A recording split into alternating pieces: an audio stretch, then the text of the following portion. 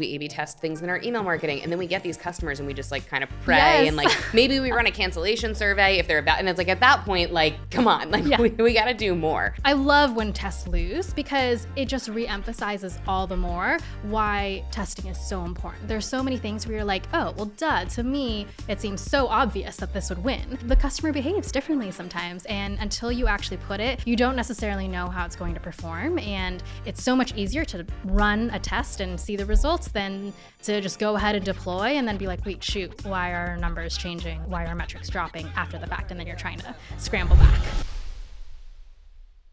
Hey guys, and welcome back to another episode of Chew on This subscription and retention podcast. I am your host today, Gina. We have kicked all the boys out of the room for once, and I'm joined by Amanda, who is the director of E-com and Lifecycle Marketing at First Day.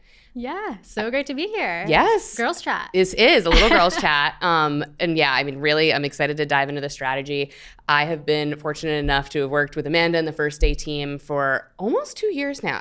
We're not at the 2-year mark yet, right? Yeah, Maybe I think this coming up. summer. Yeah. Awesome. And you guys have been one of like the best power users of Stay. It's been so fun. And I'm sure there was like learning curves and sometimes in the beginning where you're like, why doesn't it work this way? And I was like, why doesn't it work that way?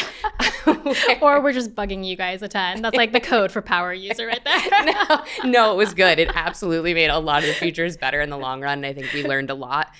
So I'm really excited to kind of get into like, we'll start with a quick high level of what you are or what you do at First Day, what First Day is, and then we'll kind of dive into some of the more stuff about Stay and what you guys have done. So if you wouldn't mind giving us a quick high level on what is First Day and your role there. Yeah, absolutely. So First Day, we are a wellness company that's focused on targeting the hidden health crises in modern day world right now. And so the primary way that we do that is through vitamins and supplements.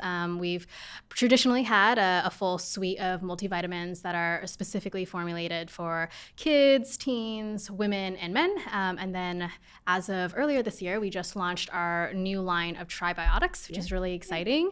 One of the world's first combination of pre, post, and probiotic, like a 3-in-1 into one gummy format. And so that has been really, really exciting. Nice. Yeah. And I'm actually a personal user of First Day. Yes, I tried so many different vitamins. I think like for me, like gummies really are. Like I hate taking capsules. I'm not a good pill taker. I did try to switch over to, I won't name them, but I did try to switch to this other company. It's like supposed to be so good for like your nails and like your hair and everything like that. And it's like 4 big capsules. And I just like was like, I can't. Yeah. I cannot commit to this. I will just take the First Day gummies every day.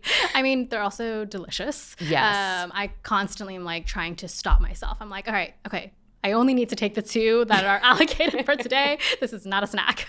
Yes. And then the new product. So people take the original gummies with the tribiotic, or is it kind of a replacement for everything? Both of the products are meant to work in tandem, which is like the really exciting part about it. And, like in terms of how we formulated it, having a pre, pro, and postbiotic combo actually increases your ability to absorb nutrients. So whether that's from your actual food or from the multivitamins that you're taking itself, it essentially like doubles the impact of things and helps to work in tandem. And so the way that we even have approached like our entire product lineup is all of the products that we put out are meant to be taken together, right? Like it's not like you have to, as a consumer, figure out, oh shoot, like if I'm taking this, I got to stop doing that or mix and match. It's meant to be working in tandem. Okay, so I really do need to add that to my subscription. Yes, I'll send it to you. Perfect. And then do you mind telling us a little bit about what you do at First Day? Yes. So I'm, as you mentioned, director of E-com and Lifecycle. And so here on the team oversee like pretty much all aspects of like the customer lifecycle and journey itself. And so my team is focusing a lot on the subscriber journey specifically. So we're focusing on how can we get a subscriber opt-in as high as possible when they're actually purchasing at the conversion standpoint. And then also looking at the entire like post-purchase journey as well. So every touch point in terms of email, SMS, how are they interacting with the portal, First Day AI, doing a lot of conversion rate optimization, both in the portal side as well as the website as well.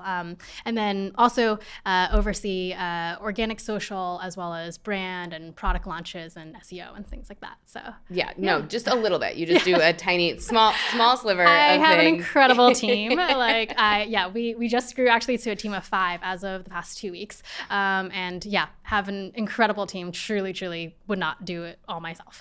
Yeah, you do. Yeah, everybody that you guys bring on, it's like, there are some brands that I just think I love working with because they're just like really dialed. Yeah. And you guys, like, you're so good at kind of focusing in on like one test at a time, making sure that you see the test all the way through, removing any biases, or like even there were, I think, a couple times where like you guys would start running a test and then realize like, there's this thing that like might create like, let's just scrap it and like redo it so that we can actually have the results. We know that they're going to be correct at the end, which I think is something that a lot of brands will get like so far and they'll realize something. They'll be like, oh, it's like kind of fine. Like it was directionally right, where you guys are like, no, right. Like, we are going to make sure that this is correct. Yes. And even if it means we now need to push this out, it's going to be another 2 weeks, like that's fine.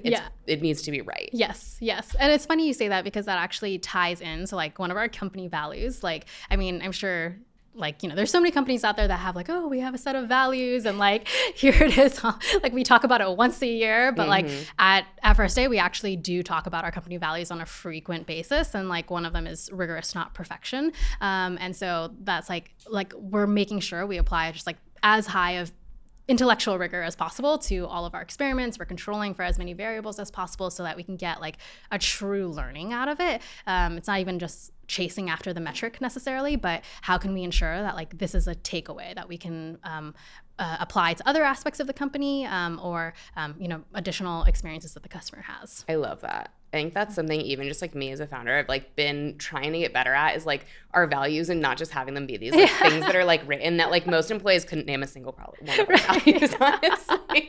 We're like, I need to get better at that. So I love that that's like a value and you're like, oh yeah, it's like absolutely ingrained in what we do. Yeah. Which is probably why First Day is such a successful company. Well, so I'd love to just jump right in and do a little bit about what you've kind of done with Stay, maybe like some of the tools as you look at subscription, as opposed from one-time purchases, really zeroing in on subscription. What are the things that you're really focused on right now? Yeah. So I would say, I mean, I kind of put it into two primary categories, right? Like one is the subscription opt-in side. So I think the thing that I'm constantly thinking about is, you know, of course, you can go out, acquire customers, like we're looking for maybe top line revenue, but I think I'm really concerned with like what is the actual breakdown between OTP, like one-time purchase, and subscribers as much as possible. Because when you look at the data, you look at like the customer journey, like the subscribers are worth so much more, so much more than a one-time purchase customer. And there are trade-offs that you have to make, right? And there are going to be certain experiments that we run where we might see conversion rate dip in the aggregate. But if we're seeing major improvements on subscriber conversion rate or subscriber opt-in, you know, you have to run the math because like that there is a moment where the numbers don't make sense. But sometimes you have to make hard calls on that side of things. And we're thinking a lot about payback as well, right? So the cost of acquiring the customer, when are we actually reaching a payback point? Like how many months is that going to take? And it's far easier to reach that when you're looking at a subscriber. So that's like the, you know, getting the customer side. Yeah. Very like the very top. You're like, let's just get them to be a subscriber. Right. Let's just get more in here. And then there's the retention side of things, which I feel like there are a lot of companies who they only focus maybe on the first part. And then they're like, great, you're a subscriber. You'll stay with us forever. Surely you'll love us forever. Right. And nobody will ever just cancel. Right. And that's not how things go. And so at that point, you know, we're focusing a lot on the post-purchase journey. How are people actually interacting with the product? What are we educating customers about, like as they're taking the product and making sure that they can understand the value of things? How are we reminding them of the benefits that they're getting as a subscriber? And then, of course, like doing a lot of testing for once they're in the portal. How are we decreasing cancellation? How are we decreasing churn as much as possible? And I guess like one other aspect of that I'm often looking at is not necessarily only focusing on like percentage of active subscribers, because you know, especially with us being, you know, a supplements company, the amount that you can take in a normal, like a bottle or a pouch that we ship out to customers is like a 1 month supply, right? And having a customer who's continually pushing out their next subscription date, a few more weeks, chances are that means that they're not actually taking the product on a consistent basis. And so I'm thinking a lot actually about how can we get that second order? How can we get that third order? When exactly is that happening? And when are they coming back for month 2, month 3, et cetera? Them just changing their date and pushing it out more and more is not necessarily beneficial. Sure, you haven't lost them in a true cancellation form, but they aren't benefiting their LTV. Yeah, I absolutely get that. And that's probably one of the reasons why we built the tool Experience Engine at Stay. I always say, when we first built Stay, there was a main reason why I wanted to build a tool that outside of what had already exists, and it was to allow people to A/B test things to their subscribers. I found it crazy that we spend so much money acquiring customers, that we A/B test, everything on our ads, we A/B test things in our email marketing, and then we get these customers and we just kind of pray and maybe we run a cancellation survey if they're about, and it's at that point, come on, we got to do more. So for anyone who's not familiar, Experience Engine is a tool within Stay that allows you to run A/B tests to customers, either if somebody has a specific product in their cart or if they're at order number 2, at order number 3. You guys have tested quite a few things. I would love to dive into that. Yeah, absolutely. Yes. And I mean, the fact that you guys have A/B testing built into the platform specifically is such a huge value add to us, because otherwise we would be doing all these crazy hacks on the back end to get products into orders and everything like that. And then trying to track the orders and what group of who got this and who didn't and who it just is. Yeah. So we try to take as much of that off of your plate as we can. Much appreciated. But yes, one of the major tests that I love to talk about is we did a mystery gift test.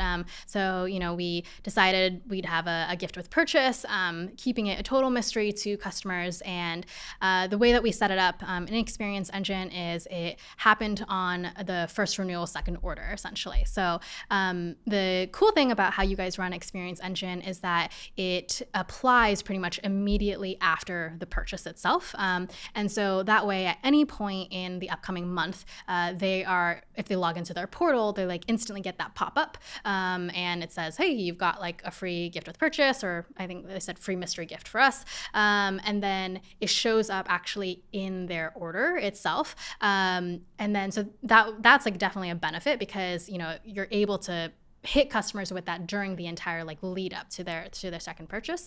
But then there's also the email side of things. And so we were able to, because you guys have all of the connection points to Klaviyo, which we really appreciate, be able to actually set up the flow so that if they had this product or if they had this Experience Engine turned on as the part of the promotion, it would then show a special letter that we had written from Alice, our founder, that's explaining this is a gift for subscribers, we hope you love it, this is a one-time thing just for this order. And then again, that product itself is showing up in their order section of that upcoming order email. And then later on, it's also showing up in their delivery order or delivery emails and whatnot. So there are multiple touch points along the way that the customer is able to see that product and able to experience it, which is great. Yeah. And so that was it. So you did test it gift first, no gift, and gift ended up winning. Yes. Okay. Yeah. Then you had some tests that maybe did not work out. Yes. Yeah. Which is fine. And that's why you have to A/B test things. Yes. Yeah. And I mean, this first test itself was hugely successful, which was so exciting. So, I mean, we were mainly looking at, all right, can we increase the reorder rate for order number 2? And we saw a lift there. We also were monitoring, so we pulled the data twice with your team, once kind of immediately after, and then a full month after that, on the order number 3. And we're really fortunate to see a lift there as well. And so be able to actually raise the entire curve, which is huge for us.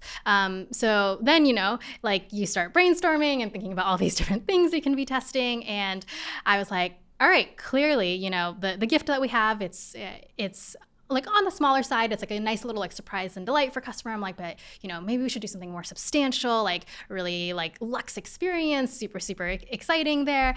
Went through this whole process with our product team, we're factoring in pretty much the all-in cost for this product, right? So it's the product cost itself. We're looking at shipment changes, like the incremental, if we're putting that into the bag, like are we then going up a size? Does that go to a different tier? We're looking at like if we have to actually do picking at the fulfillment side, et cetera, like really just baking in the full cost of things. And the test that we ran was, all right, you've got a mystery gift or a mystery gift with $25 value, and we like kind of hyped that up a little bit more.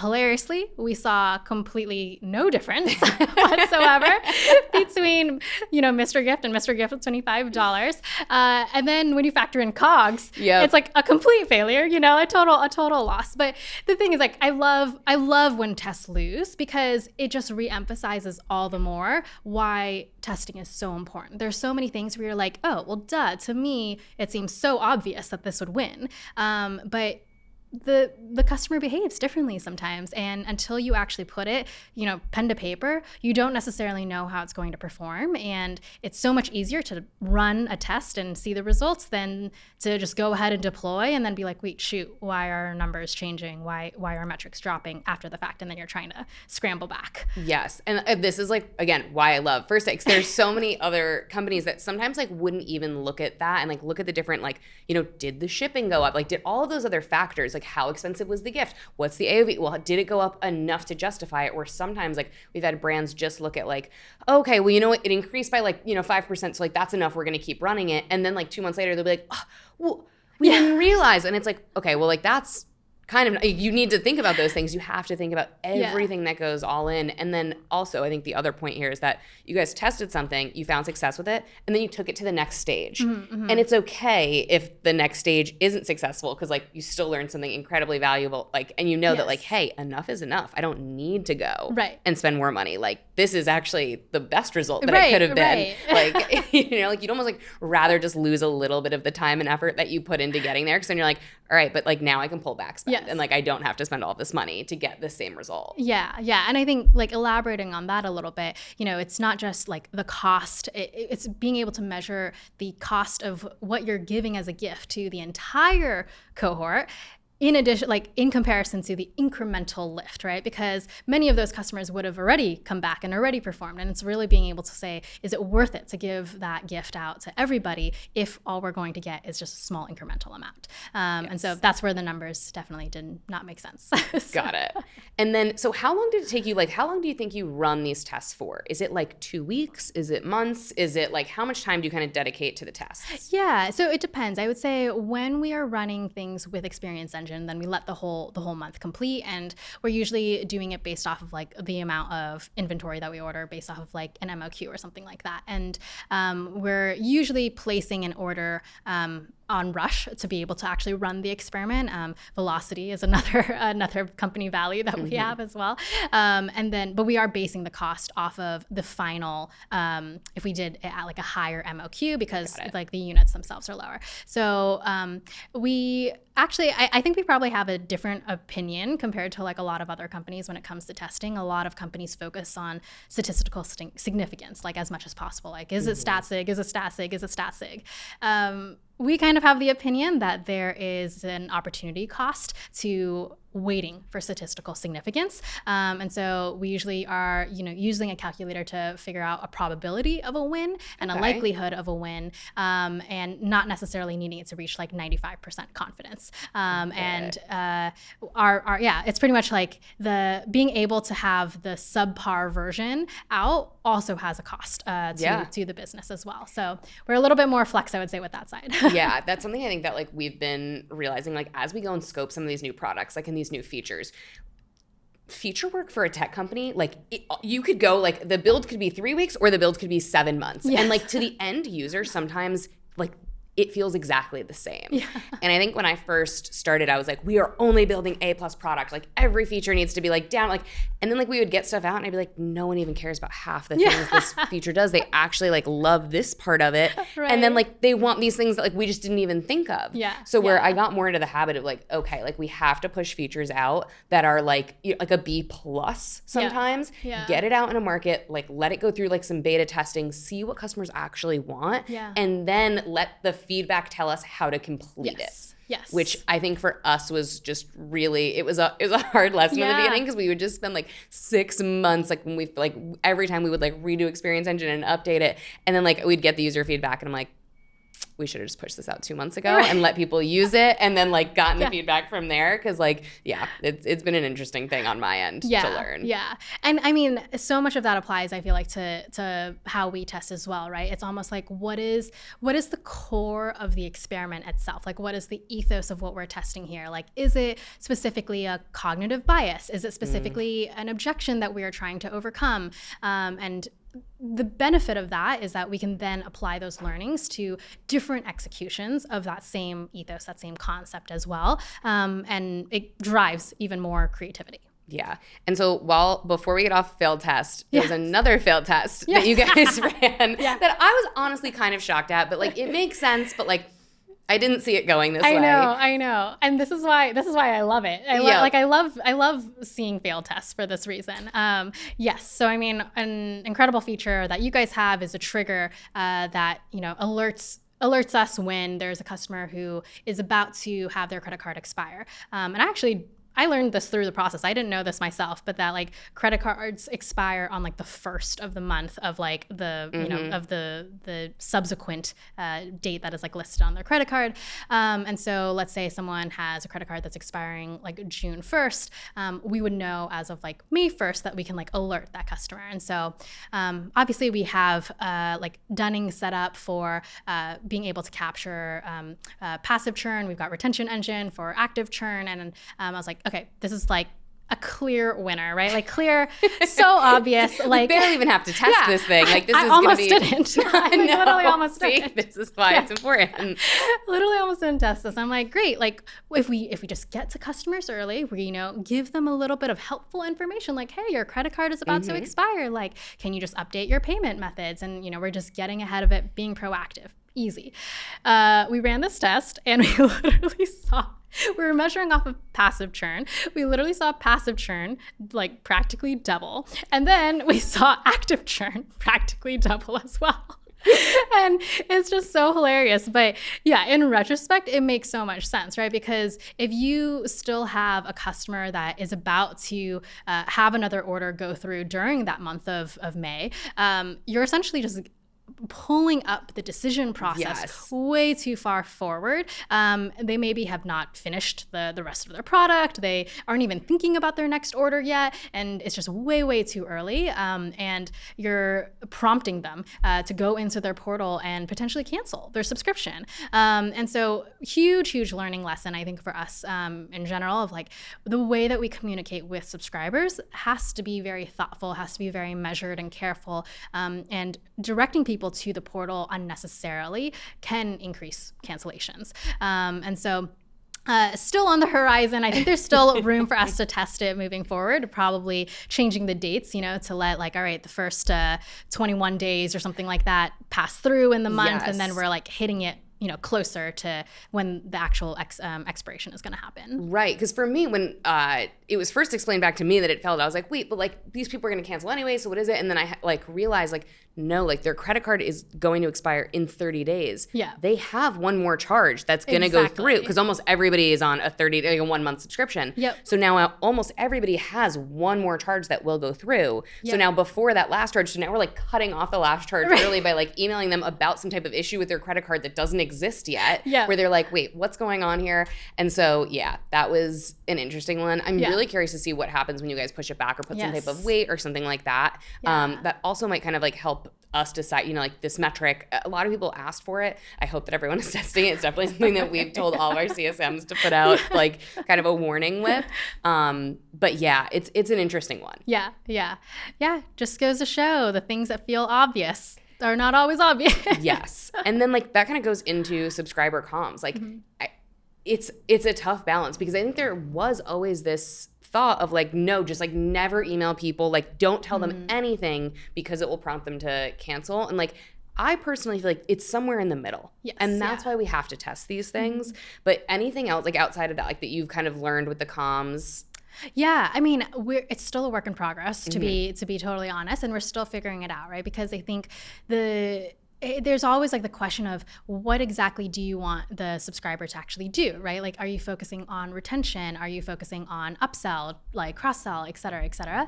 And so I think we're starting to think through from that post-purchase side of things, like how can we really educate customers like along the way in terms of like the journey that they're going on. How can we help them to understand even habit building formation, right? And why it's important to take your vitamins every single day, and the fact that you're going to then lose the nutrients the next day, right? Like it's not something that you should take like once every 2 weeks. And so being able to help build up those consistency aspects, that's all stuff that we're definitely starting to think through and focus on a lot more. Got it.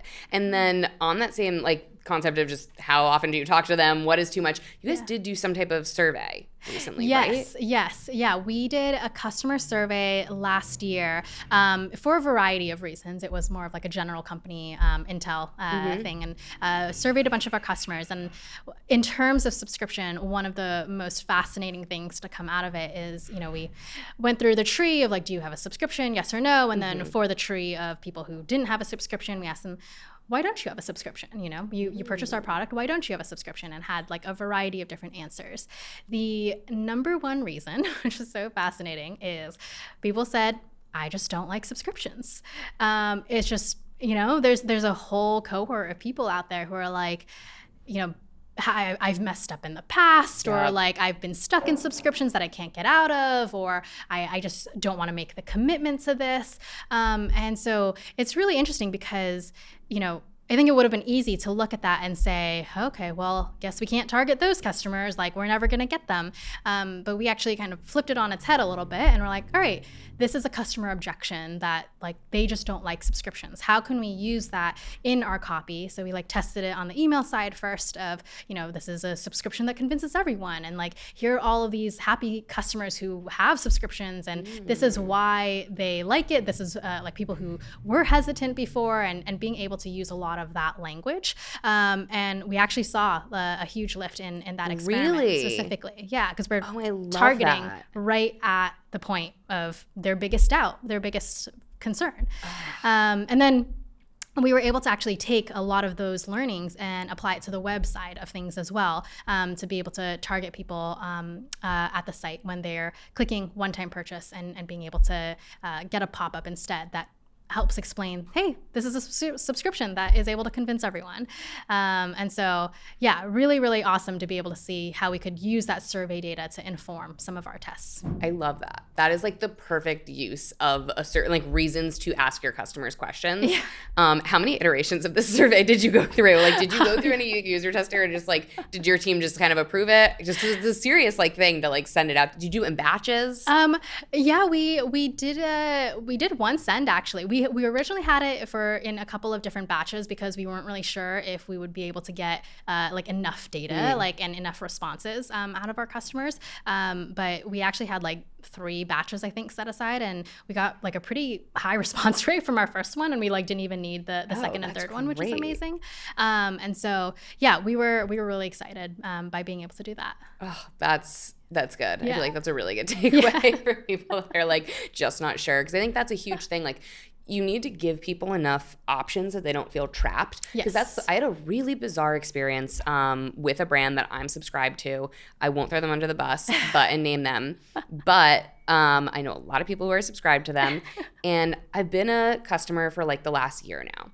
And I went to log into and I'd only logged into my portal one time before this. And I added a bunch of stuff actually to it. I went in there and I was like, oh, you know what? I actually could use this and this and this and this. I added a bunch of things.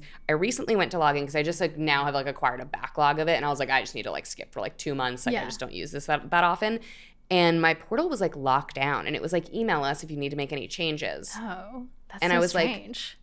And like I wanted to switch the products around like that I had. I won't name the brand, but it's a razor company, but they came out with like dermaplaning, like right where I was like, you know what, I'll get rid of my like razor refillments and I'll switch to the dermaplane, and I might do a shave and I might do this. And instead I got in there and I was like, all right, well now I just like want to push this out 2 months. Like my intention was just to swap it. Yeah. And now I was like, well, like screw this. Right. So I write in and I was like, like, hello, like, what, like, I don't have access to, like, do anything. Like, I'm not going to explain to the girl, like, or I'm assuming it's the girl. I'm not going to explain to the CX person, like, hey, can you swap my product for this and then give me this fulfillment and then I'm going to need a one-time or I was just like, just push my order out until August. Oh, man. Yeah. Like, they were like, like, okay. And then I realized, and then they were like, oh, like, also, like, we've made some updates. Like, now you can access your portal. And I guess this brand had done something where they lock your portal down until you complain. And then once you complain, they unlock it. And at that point, I was like, you know what? I don't even want all these other things. Right. I will go buy them on Amazon or from someone else. Yeah. Because, like, now I'm just, like, annoyed that was this tactic to, like, lock everything down. And I think that's why some people are afraid of subscriptions. And you have to be like, we give you options here. Right.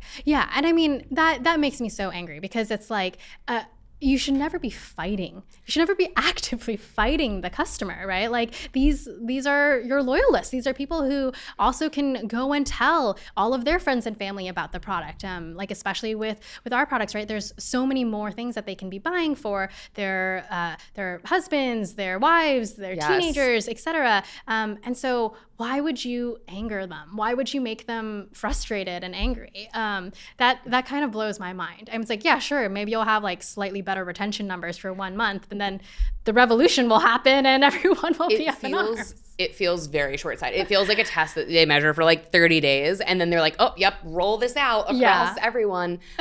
Where I do think like we do get feedback sometimes where people are like, well, can we remove the cancel button? Can we? And I'm like, no, like optimize the cancellation survey. Like don't remove the cancel button. Like why? People, can we remove skip? Can we remove that? And I'm like, yeah. People need to be able to move that stuff around. Right. Like sometimes there are just reasons why they don't want to take, they can't take the vitamins for 3 months or something like that, or they're trying whatever. You don't know like what the deal is. Yeah, exactly. And I think that's like where like the email and SMS side of things like ties in with the portal side. Because I think one of the things that we're oftentimes thinking of is, when someone has made the decision to cancel or to change an aspect of their subscription and they enter the portal itself, like that decision has largely been made and you're like fighting an uphill battle. And so to the extent that we can then focus on like, up funnel of that decision and how can we actually convince customers of like the value of the product or to take things more regularly, that's going to benefit them before they even make the decision to log in the portal, right? Like ideally they're like going into the portal as little as they need and then it's as little as possible. So yeah, I absolutely agree. So we've talked a lot about like all these different tests. Like I remember in the beginning of the call, you had mentioned that you have a team of 5. Yes. People, I feel like some people might listen to this and be like, there is no way we could ever run these type of tests. I think there's a lot that people can take and do, just one piece of it, or they don't have to run everything in a short period of time. Right. How big is First Day as a whole, as a company? I guess how many even just team members outside of your direct team or just anything that would give us a good directional size? Yeah, absolutely. So, and I also want to be clear that my team of 5 is also spread out over like multiple channels and things like that. So up until recently, we only had, one full-time member dedicated to email and SMS, and we've got an e-commerce manager that handles like all things Shopify and Stay AI and a developer, and it's still a very lean team in many ways. But yeah, in terms of us as a company, we've been around for a few years now. We are bootstrapped, which is really, really amazing. I've come from a career of multiple startups, and so not having investors to have to worry about and deal with makes it so much easier. But in addition to that, we are profitable and growing a tremendous amount every single year and are about in the mid 8 figures or so. Amazing. Yeah. And I think that's like, there are so many brands we talk to where people just kind of like throw money at a problem. Like they raise all this money, they have this like giant team, where I think like that's what makes you guys so much more impressive, is that it is bootstrapped. Like it's just every test, everything's been so intentional. Like you've done it with like such good conviction and like moved on, and it just, I don't know, I think it really shows. Yeah. So. Thank you. Of course. Yeah.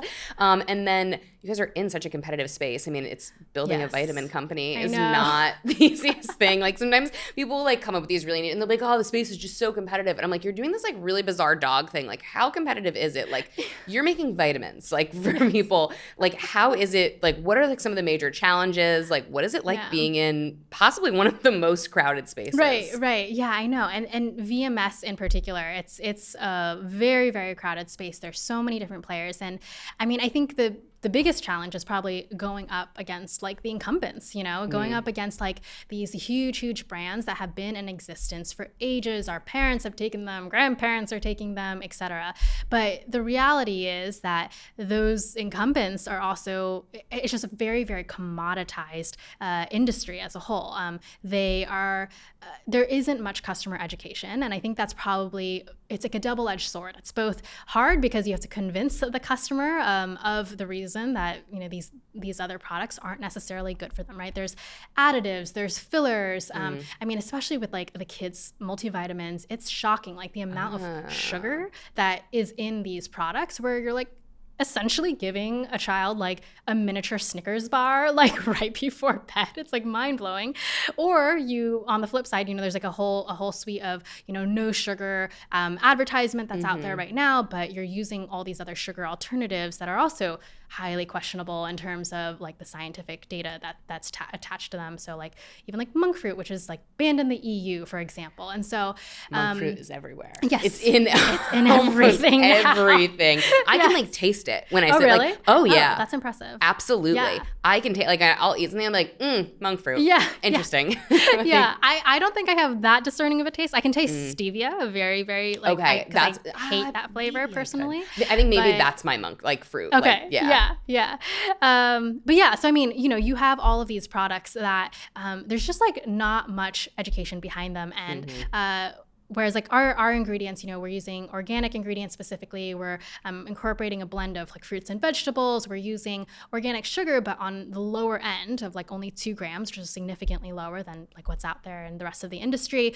And then on top of that, we're really being able to like help customers understand like there is a better option here. Like there is an alternative to the stuff that you're buying for, $5 like at your local store that is really just chock full of negative substances and things like that. So it is hard though, because you have to do the work to actually educate a customer. The benefit of being in D2C and having welcome flows and having a PDP that can actually explain more content, or having funnels that can lead the customer down that journey, is that you have more time with them to actually be able to explain that type of stuff. But at the same time, customers are only reading maybe like 20% of what they even see. All the stuff in the marketing team is like pouring their heart and soul into writing. And you're like, we really hope that they latch onto this. We really hope that they can see that. And so, yeah, it is a challenge, but it's a fun one. Okay. Yeah. Fun. And so, I mean, we've talked so much about like the different tools, a lot on Experience Engine. You guys have Klaviyo Quick Actions going. You're using a retention engine with the cancellation flows. Anything else that we didn't hit on that you guys are using from tools? Let's see. I would say probably like certain customization aspects actually for the portal itself. So, you guys have the ability to go in and add like a custom banner, like at the very top of the portal itself. And that we've definitely done some testing with. You guys, actually, now that I'm thinking about the portal, because I just logged into it this weekend, you guys do something different with the banner. Than a lot of other people. Yeah. I think that when I walk, and maybe I'm wrong, maybe there's multiple, but when I jumped into the first day portal, it was like almost like welcomed me like as I was a VIP, and maybe gave some like like it was like, this is like your special. It gave some type of like not membership benefits, not the right word, but like it did something like that instead of like pushing another product at me. Yes. Which I was like, oh, this is like my special exclusive like portal place. Any like conscious decision around what to put on the banner, and did you test anything there? Yeah. I mean, this was, it was definitely very conscious, and this was, dreamed up by our e-com manager who did an amazing job with it. Essentially we were thinking of, all right, when people have actually gone into the portal, I kind of mentioned this before, right? They often have the intention, like in an ideal world, they're like, oh, I'll change my date or I'll swap a product or something like that. But chances are they're there to cut you loose. They're there to cancel. And so we're like, all right, how can we actually target that, right? And we did way back and forth between focusing on retention efforts versus like a cross-sell effort. And at the end of the day, like we're able to target pretty much like our, not the entire customer base, but the bulk of the customer base of like, hypothetically why they're coming into the portal. And that is going to make a higher impact than necessarily being able to convince them to cross-sell like in that moment when they've already like logged in. So that was like a lot of our logic there. And we essentially have it established where, we're explaining to them the benefits that they already get from their subscription, with this VIP status and like the 15% off. We also have like a special email address that they can email to get better customer service experience. Love that. Through that, it's really kind of tying into this cognitive bias of like loss aversion, right? That they have this benefit already, and they've already gone through the process of understanding that, signing up for it, but you don't want to lose it. You don't want to like get rid of that benefit that you already have. And yeah, when we tested it, we saw an improvement to, or rather a decrease to the cancellation rates that we had in the portal itself. Amazing. Yeah. I love that. Yeah, I think that was like, I like when tools are used for things outside of what I originally envisioned them for. Yeah. Like it just was not why I requested that. Yeah. But then I see it and I'm like, but that's why we give it to the people. Right. Like that is why you like put features out and you take customer feedback, because like, yeah, I really thought about it as like announcing new products and announcing new things, but like that's such a great use case that I just hadn't thought about before. And I love that. And there's also, I think, another small touch in your portal that I noticed the other day down at the cancellation button, because we give everyone the option to change copy and it's all no code, where I'm like, go like just find subtle tweaks to make that like make it a little bit more on brand to you. Yeah. And like almost never anybody ever changes the copy. And I'm like, this is such a missed opportunity. And there was something on your cancellation button where it was like cancel and lose VIP status. Yes. And I was like, God, that was so good. Like that takes like 1 second to implement. Right. And it was just such a nice touch where I went there and I was like, oh, well, now I've got this banner that greets me and tells me like what a wonderful VIP that I am. And then I scroll all the way to the bottom and like now I'm going to lose my status. Like, yes.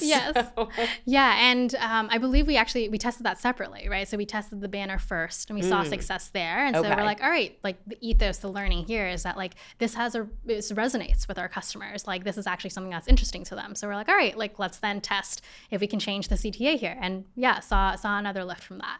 I love it. Yeah. All right. So we have covered so much today. We've gone through it all.